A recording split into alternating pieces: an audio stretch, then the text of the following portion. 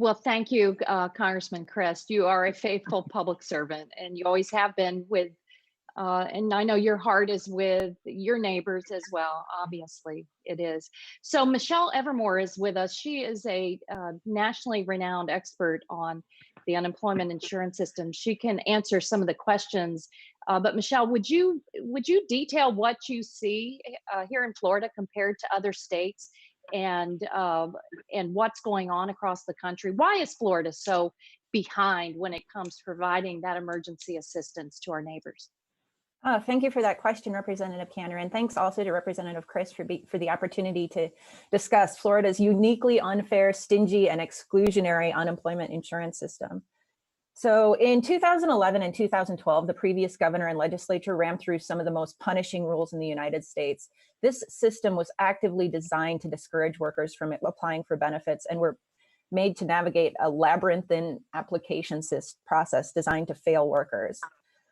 So as a result, in the first quarter of last year, only 8.3% of unemployed workers in Florida were able to receive a benefit, the worst in the United States for that quarter. And the annual rate of around 10% is among the bottom 2 states. This is stunningly irresponsible. Around 49% of workers exhausted benefits before finding unemployment, also among the worst rates in the United States. Compare that to 2007, where recipiency was at 30%. This is a system that worked well under Governor Crist. Unfavorable audits of Florida's Connect system are nothing new. This system has failed audits since it was launched in 2013. Also, due to the underlying system's hideous record, NELT filed a formal complaint against the state system to the Department of Labor, and the DOL's Civil Rights Division agreed that the system needed serious reform, finding that this system is uniquely inaccessible to non-English speakers, people of color, and people with disabilities. To date, this system is still inaccessible and discriminatory.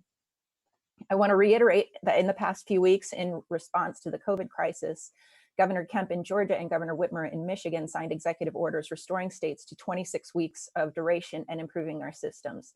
And again, past disaster declarations in Florida have waived requirements of the state's new law. 227,000 Floridians filed new claims just last week. Every dollar paid out in unemployment insurance at the height of the last recession resulted in $1.61 in local economic activity. Unemployed Floridians deserve better in normal times, but in these extraordinary times, immediate action is needed as a matter of public safety. So I thank Representative Crist and Representative Cantor's call to increase benefits duration and improve access to this program right now. Great, thank you, Michelle. Rikki, I think we can open it up to questions. Wonderful. So before we get started with questions, let me just remind everyone, if you have a question, please put it into the chat function. And if you would like to go live, either on video or via phone, let us know that. Please include your name and your publication. So first, we are going to go to Evan Donovan from WFLA. Evan, you are unmuted.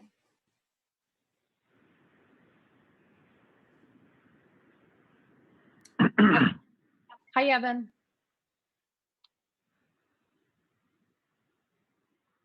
Evan, are you there? Evan, you may need to unmute your phone.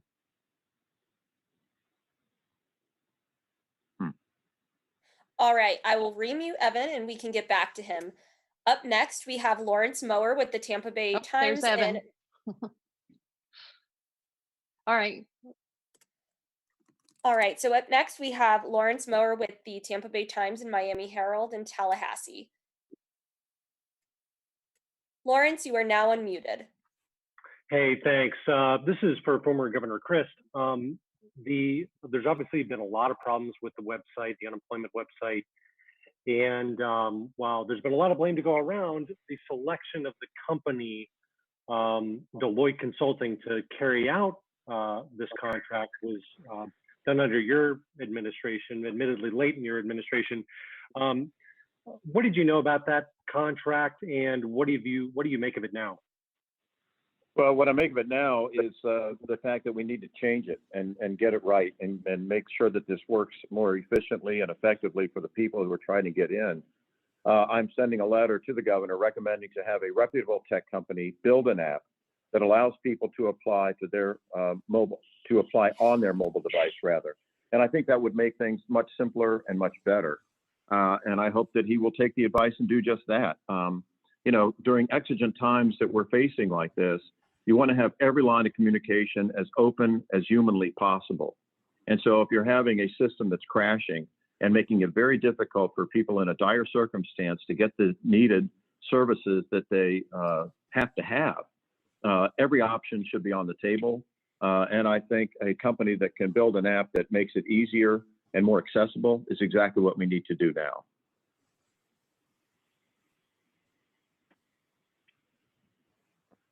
Great. All right. So it looks like Evan is back on the line now. So let's turn it back over to him. Give me one moment.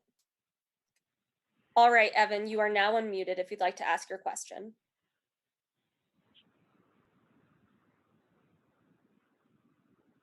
Evan, are you there?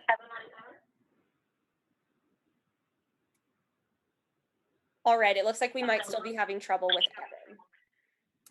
So next, we will go to Mitch Perry. Give me one moment, and we will allow Mitch from Bay News 9 to ask his question. Myself. Okay, can you hear me? Yes. Okay, great. Yeah. Yeah, Representatives Castor and Crist, Governor DeSantis has been asked about this for, I think, almost every day for the last week, maybe even longer. He has resisted so far to expanding the number of weeks or the benefit itself. Obviously, you're still pushing him today to do that. Why do you think he's resisted so far to this? Well, you know, I had a conversation with the Secretary of the Department of Economic Opportunity, and their position was that they did not have the authority to change the weekly benefit amount or extend the number of weeks. They said, oh, that's in statute, and we don't have the authority to do that. They're wrong. That's incorrect. They've already used their emergency authorities to make certain waivers on the applying to 5 employers and a 1 week waiting period. There's no difference really in going and extending your emergency authority to tackle the benefit and extending the number of weeks. This is a crisis. It is an emergency. That's why the emergency authorities are there. And as I stated before, this matters to everyone, whether you've lost your job, you've been furloughed, you're suffering in your small business, because we will be less able to bounce back from this economic emergency because we won't have those dollars circulating in our economy. Why put Florida at a distinct disadvantage compared to other states? It doesn't make any sense. I couldn't agree more with Kathy, Mitch, Representative Castor, forgive me. And I think that it's pretty obvious, as she accurately points out, the governor's already exercised this opportunity in another field, in another area. This exemption is carved out exactly for times like these, when we're in a crisis, we're in a state of emergency. It's a dire situation, as we have discussed before. I faced the same thing myself as governor between 2007 and 2011, and exercised it successfully, at least to some degree. And so I think the opportunity is there. Their interpretation is dead wrong. And the best thing and the right thing to do is to go ahead and exercise that authority that the governor's office has and do what's right for the people. I mean, this is not about right versus left. This is about right versus wrong. And the right thing to do is to help our fellow Floridians who need help the most right now. Wonderful. Thank you, Mitch. So now we have a question from Samantha Jo Roth with Spectrum and Bay News 9. Samantha Jo, you are live. Hi, can you guys hear me? Yes. Yeah.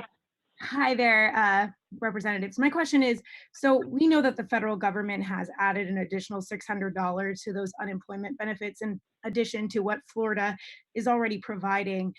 What specific number would you like to see it increase to? I think right now it would be about $875 if you combine those two at the cap of what Florida's providing. You know, what would be a better number than that? Because, you know, $875 for some people sounds pretty good. Well, they ought to look at least at the national average, and I bet Michelle could weigh in on the national average currently. And remember, this is an extraordinary crisis where it's not just impacting a segment of the economy, it's impacting everyone.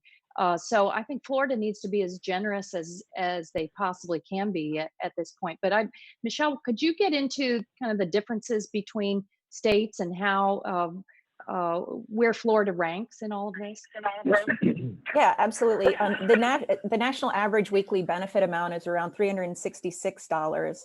But in Florida, that amount is, as of the last quarter I checked, only $251.79. That only replaces around 40% of income.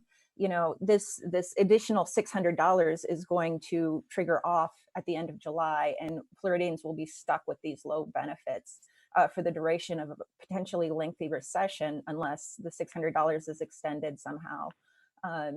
So it's not necessarily that benefits need to be, the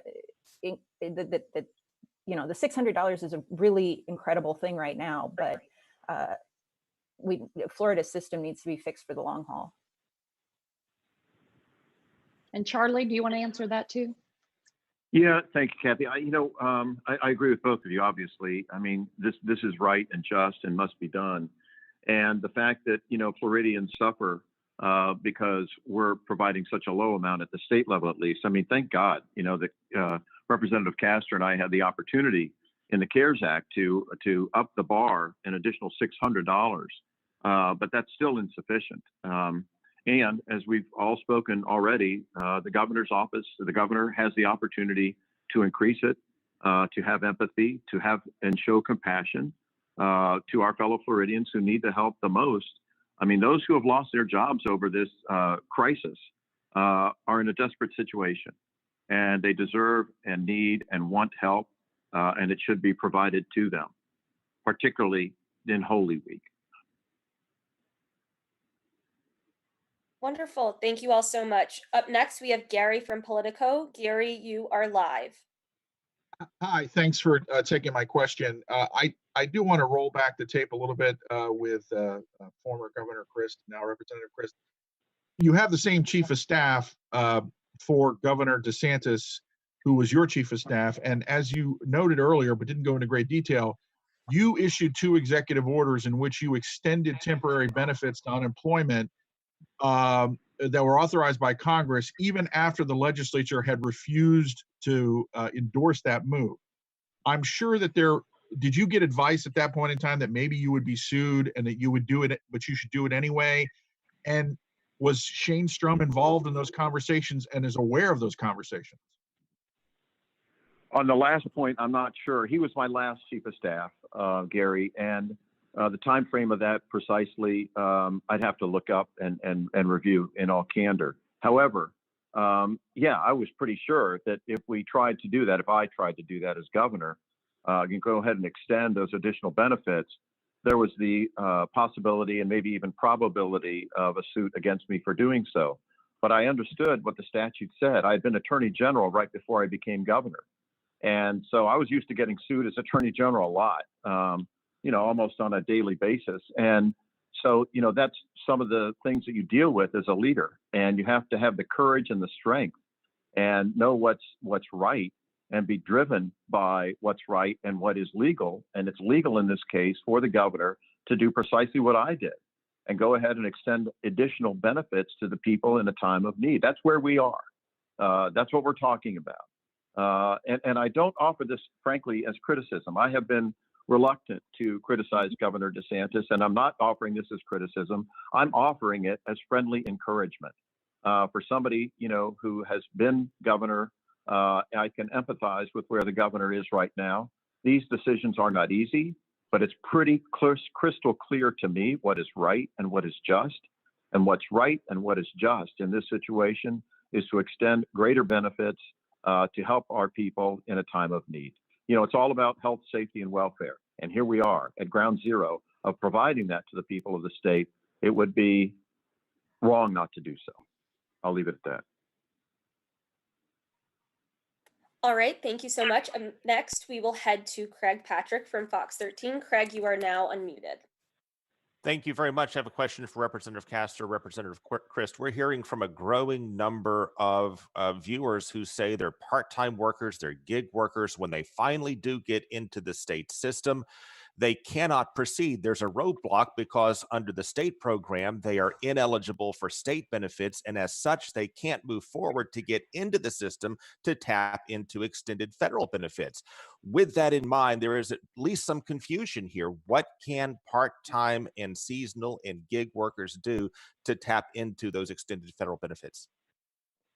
Well, I share their frustration, and that is correct. The state system did not provide for that. So they're going to have to retool their website and their entire unemployment system. Through the CARES Act, we've provided robust dollars to direct them to do that so they can expand it. And Michelle she can go back and compare. This is entirely new. And I had asked her before the call how states were doing updating their websites and their unemployment systems to capture the self-employed, the gig workers and contract employees. So Michelle, can you expand upon that a little bit? Absolutely. Thank you for the question. So states needed to wait for guidance from the Federal Employment and Training Administration, who issued guidance in record time. Sunday night at 9 o'clock, guidance came down to states about how they could administer these new pandemic unemployment assistance benefits, and there will be administrative funding following that guidance. And so now states do have to reprogram their computers, and it will take time, even in states with upgraded with the top of the line unemployment insurance system. So it's probably going to be a challenge in Florida to upgrade the system and get it and create a way for people to start applying. In some states, however, I would note that their unemployment insurance agencies are encouraging people to at least submit their applications, and the agency is holding it until it understands fully how the pandemic unemployment assistance benefits need to play out. And they will be issuing, some states will be issuing checks for the pandemic unemployment assistance benefits within a few weeks. And Charlie, you want to add on to that? Sure. Craig, thanks for the question. I simply would associate myself with the comments of Representative Castor and Michelle. I think they put it succinctly and well, and I'll leave it at that.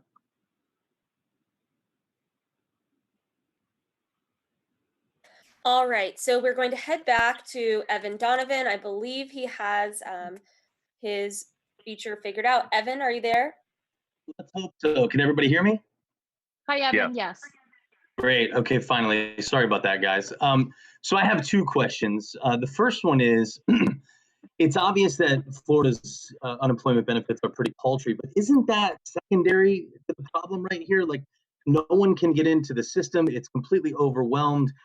I appreciate the gesture. I'm sure a lot of unemployed people do what you're trying to do here, but how do we fix that problem first? And isn't that the most important? Yeah, they are not mutually exclusive whatsoever.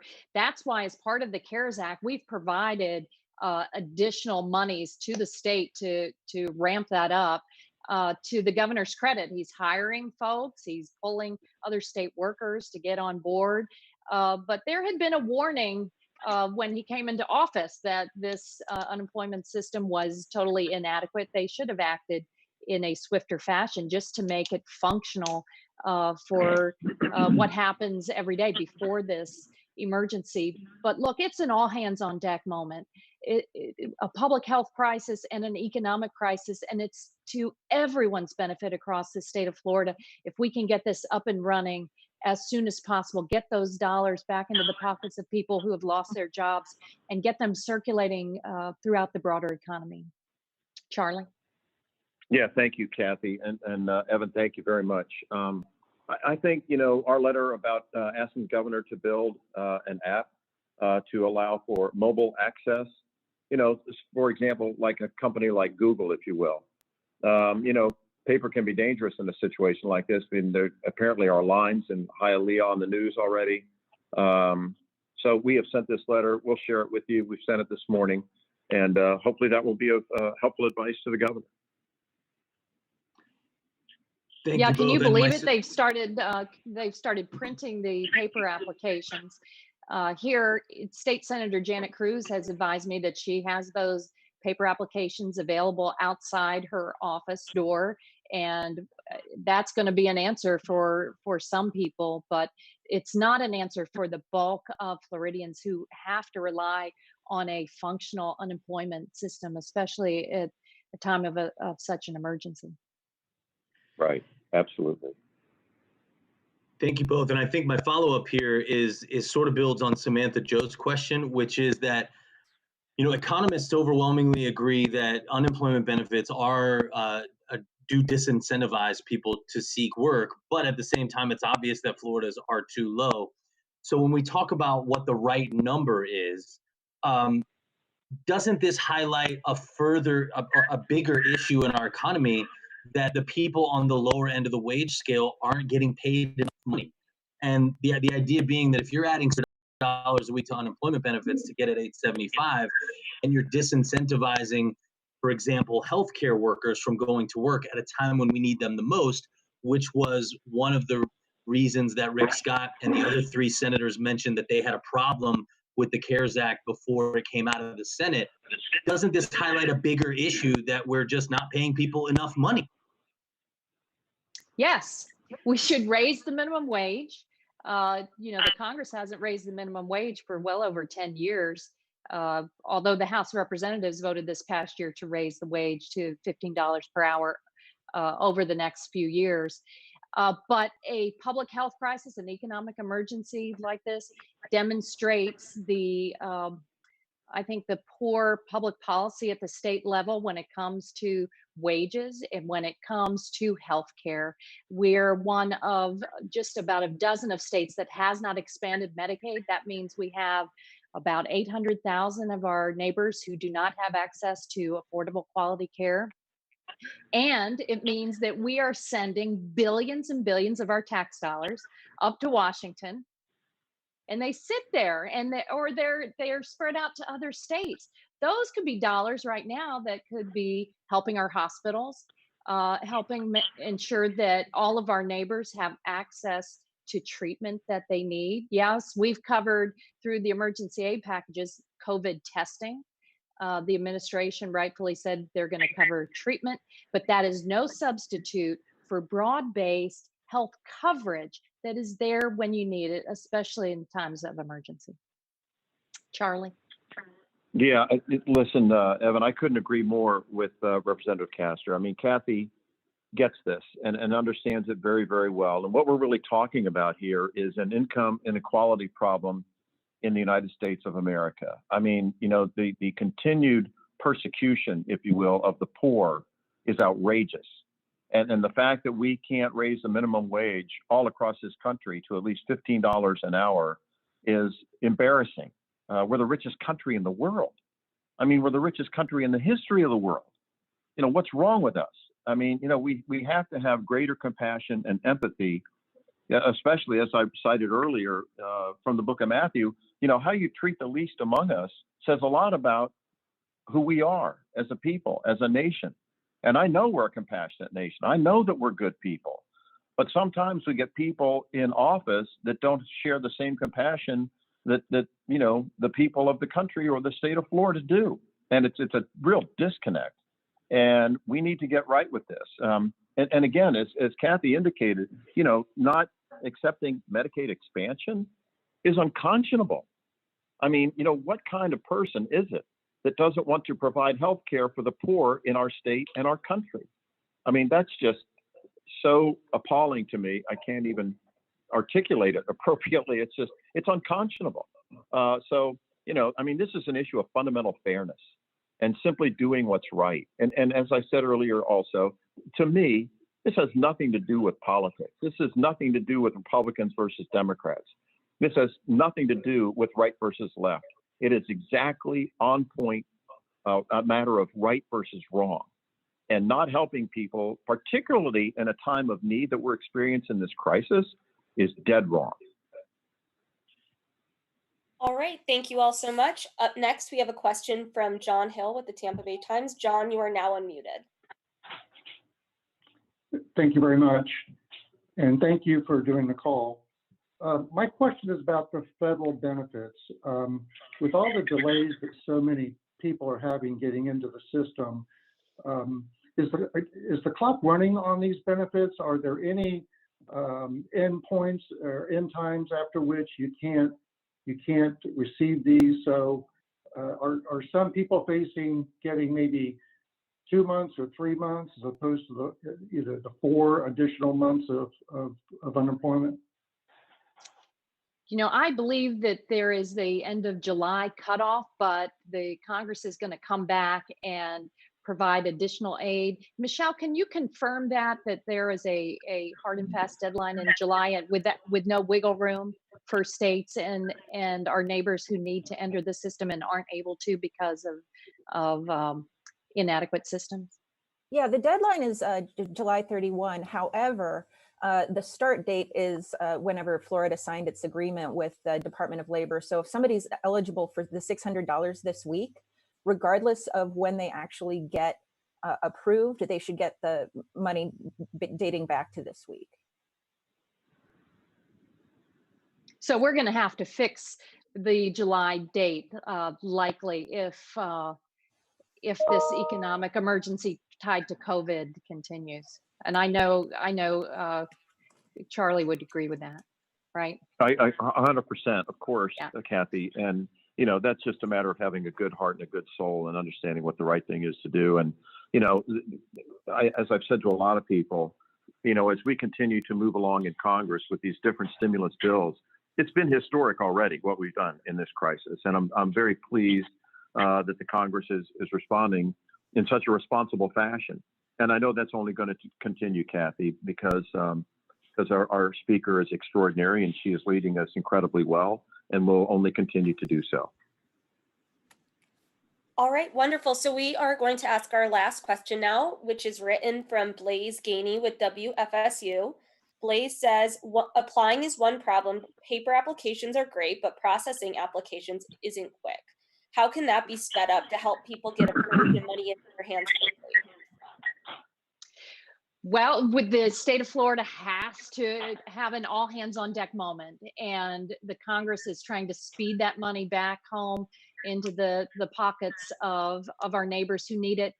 But unless there's a functional system here at the state level, that's not going to come in time. So it really is an emergency situation where the governor has got to use his emergency powers to bring all forces to bear to help lift our neighbors up, fix that system, extend the number of weeks, increase the benefit amount. But most importantly, right now, right at the here and now, fix the system, get it up and running. And fortunately, Governor Crist has had some friendly advice for him and has led the effort to create a more efficient app where folks don't have to rely on those paper applications or get up at 3 a.m. in the morning to try to get online. Congressman Crist? Yeah, no, thank you, Kathy, very much. And I couldn't agree more. I think that, you know, we're in a situation where everybody needs to come together to face this crisis and offer the most humanitarian support and service imaginable. This is a novel situation. This is a novel virus that we're facing that is creating this economic havoc across the country. And so I just want to thank you, Kathy and Michelle, for your, number one, Kathy, for your good heart and your good spirit. You're like a sister to me, and you know that. I know. And I think the world of you and your family. But you know, in times like these, you really have the opportunity to get these issues crystallized, if you will. And I think this crisis has brought into clear focus what we as a nation are dealing with overall. You know, they say when the going gets tough, the tough get going, and we're going. And we just need to dedicate ourselves to continue to do so, to do what's right, to fight for the people, to protect their health, safety, and welfare in this extraordinary situation. And I have faith that we will do that. Thank God for it. All right. Thank you all so sorry, Congressman Castor. I just wanted to thank my brother in service, Charlie Crist. It really is a privilege to work with you. You were there when the BP oil blowout devastated our economy for for a long time. You were there for those small business owners. You were there for them again, and I couldn't have a better partner working on behalf of the folks in the Tampa Bay area. And to Michelle, thank you for bringing your expertise. I trust that you're available for any follow-up questions on a lot of the technicalities and comparisons of Florida to other states. Absolutely. And thank you so much for having me on. And if I could, Kathy, I want to thank the members of the press that are on the call today. To have almost 40 people tune into this call is extraordinary. And I just think that, protecting the First Amendment is so darn important. And at this time, probably more than any other time, it's important that we continue to have a free press, whether it's electronic or print or internet based. And my heart goes out to the print press right now. And one of the things I want to try to do is get more resources for them going through this difficult time. I mean, I was able to get the Tampa Bay Times today, but I can only pick it up in print on Wednesday and Sunday now, and it breaks my heart. Yep, me too. Now, yeah, right. And so now more than ever, to get fair, accurate, honest, and investigative reporting on what's going on in America and who's doing what and who isn't, I can't think of a more important time to support the First Amendment and freedom of speech. And Charlie, I really appreciate you raising that directly with the Speaker of the House, because the people are relying on current news, and what I can't imagine our community without a newspaper. We just can't go there. Can't go there. That's right. But thank you. Yes, thanks to all of the journalists that are helping us get the word out. Yeah, you're all public servants too. And many times people like Kathy and myself are referred to as politicians. It kind of, I don't receive it terribly favorably. And I always try to remind people, well, we're supposed to be public servants. We're supposed to serve you. You are the boss. You pay us. I'm grateful. And we want to do everything we can to deliver for you. And I'll leave it at that. And thank you all again for being on the call. Thank you all so much for joining us. That wraps up today's call. And as Congressman Castor said, Michelle, Congressman Crist, and Congressman Castor will be available to answer any questions. So please follow up with me if you want me to bring those questions over. Thank you all. Thank you. Thank you.